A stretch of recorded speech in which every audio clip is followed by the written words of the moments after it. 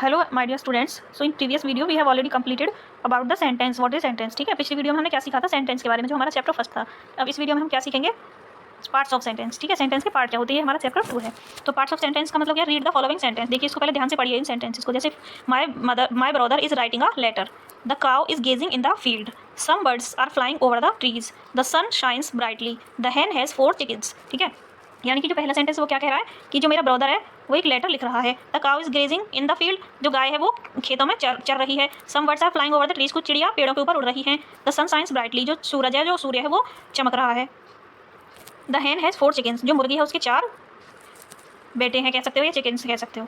You will notice that each sentence is divided into 2 parts. तो आपने यहाँ पे क्या नोटिस किया कि हर सेंटेंस को 2 पार्ट में डिवाइड किया हुआ है। ठीक है, एक पार्ट ये वाला और एक पार्ट ये वाला, 2 पार्ट में डिवाइड किया हुआ है हर एक सेंटेंस को। देखिए इसमें द काउ, ये is gazing in the field, ये इसको सबको 2-2 पार्ट में डिवाइड किया हुआ है। तो यहाँ पे हमने क्या देखा, part A contains the person और थिंग। जो पार्ट ए है उसमें कोई ना कोई या तो कोई पर्सन है या कोई थिंग है। जैसे यहाँ पे पर्सन है, काउ एक क्या हुआ, एक एनिमल है। बर्ड्स क्या है, बर्ड्स है। सन एक थिंग है, हैन एक बर्ड है, यानी या तो कोई पर्सन है या कोई थिंग है, यानी कोई चीज़ है। We are saying about in the sentence, जिसके बारे में हम बात कर रहे हैं सेंटेंस में। ठीक है, it is called the subject. तो यहाँ से हम क्या समझे कि जिसके बारे में भी हम बात करते हैं सेंटेंस में वो क्या होता है, वो सब्जेक्ट होता है। जैसे यहाँ पे हम ब्रदर के बारे में बात कर रहे हैं तो सब्जेक्ट क्या हुआ, माय ब्रदर। इसमें सब्जेक्ट क्या हुआ, द काउ। यहाँ हम बर्ड्स की बात कर रहे हैं कि बर्ड्स उड़ रही हैं तो बर्ड्स क्या होगी, सब्जेक्ट। सन के बारे में बात कर रहे हैं कि सूर्य चमक रहा है तो वो क्या हो गया, सब्जेक्ट हो गया। इसमें द hen सब्जेक्ट हो गया। अगर आप अपने बारे में कहते हैं कि my name is so and जो भी आपका नाम है, इसका मतलब आप क्या हो गए, आप सब्जेक्ट हो। ठीक है, हमने जैसे बोला Ram is a good boy.